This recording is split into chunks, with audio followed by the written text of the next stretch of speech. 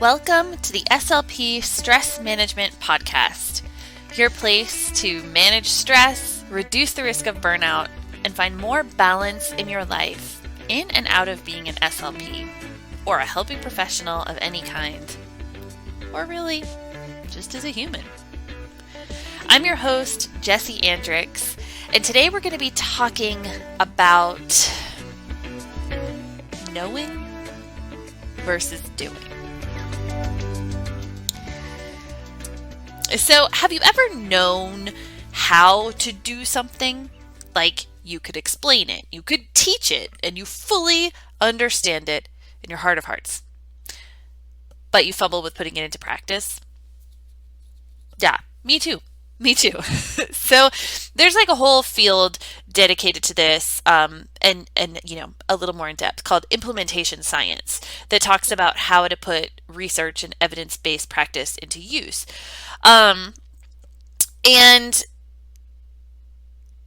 in a more relatable way, this is because change is really difficult.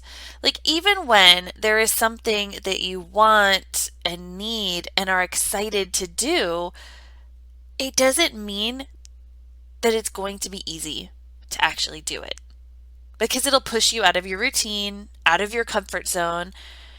And even if you are excited about the end result, that middle part can be really scary because there's a lot of uncertainty.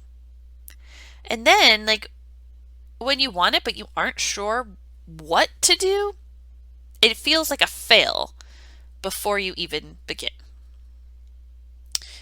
So recently, I have been feeling this way in some areas, and I brought it up to my therapist. So I shared my main reason, my main talk was that I've been feeling stressed at times lately, and feeling that more and more. And, so of course we talked about that. But then we shifted topics a bit to what I've been doing for work lately and what work has and has not looked like for me in the last few years.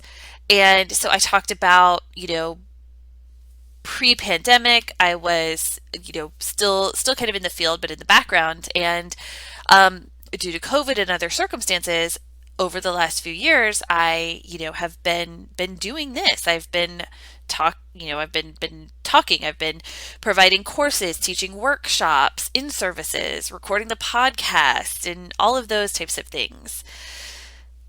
And then I shared a big secret, a big feeling that I have been having.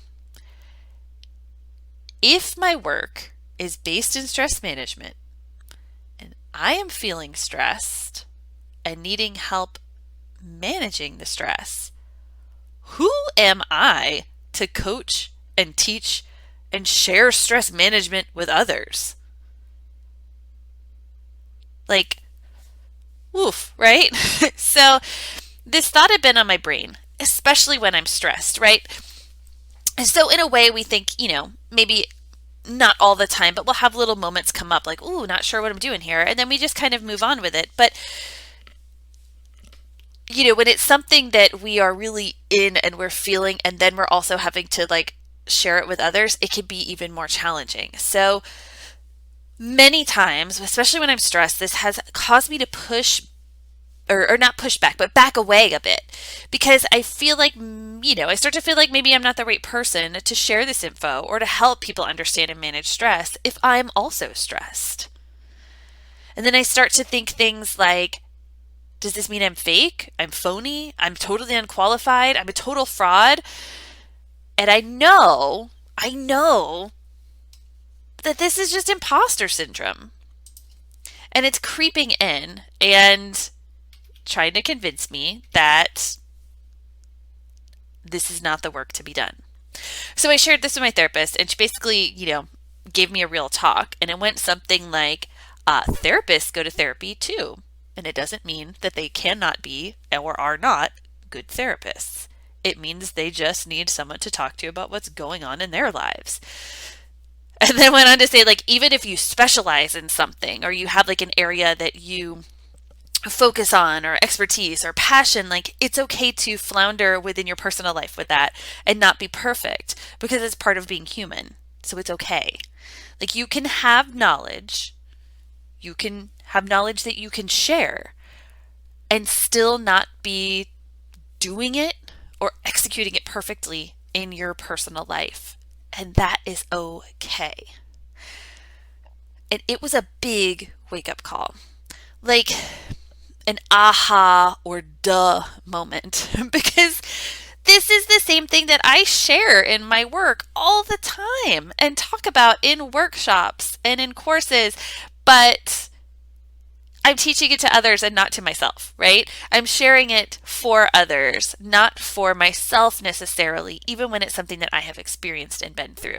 And the reason is because it's easier to know than to do. It's easier to understand and have knowledge of than it is to put into practice. I mean, my goodness, as an SLP, I absolutely know this and have seen this with students or patients. Like they know the thing to do. They know, they can even explain it sometimes, but it's really hard to do in real time, whether it's a student that knows the tongue placement for a speech sound, but in conversation is having a very difficult time doing it, or it's someone that knows the skill to carry over into their day and can do it in the therapy session, but in real time in their life, they have trouble doing it, right? That is what we are there for.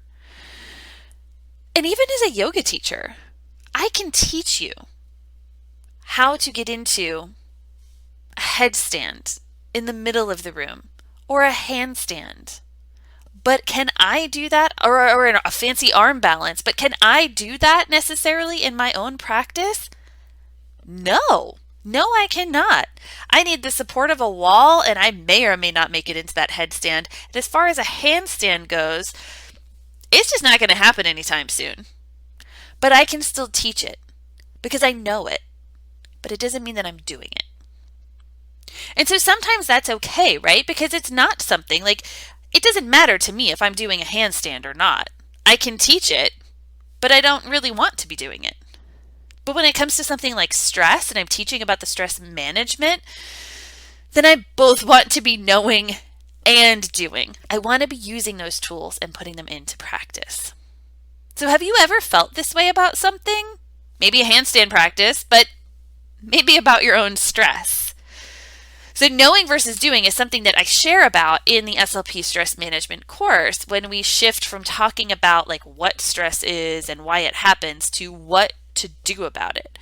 And it's the stuff that members maybe have heard of or done before, right? Like they know the tools, but for some reason are not currently doing them, or they've taken a break from them because it was getting to be really challenging, or they aren't like sure where to start with them. Because it is easier to understand than to put into practice.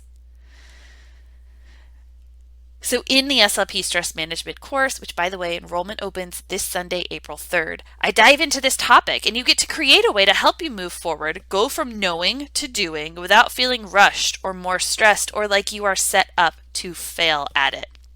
You can find out more information about the course, grab a huge discount, and learn how to enroll by subscribing to the waitlist in the comments.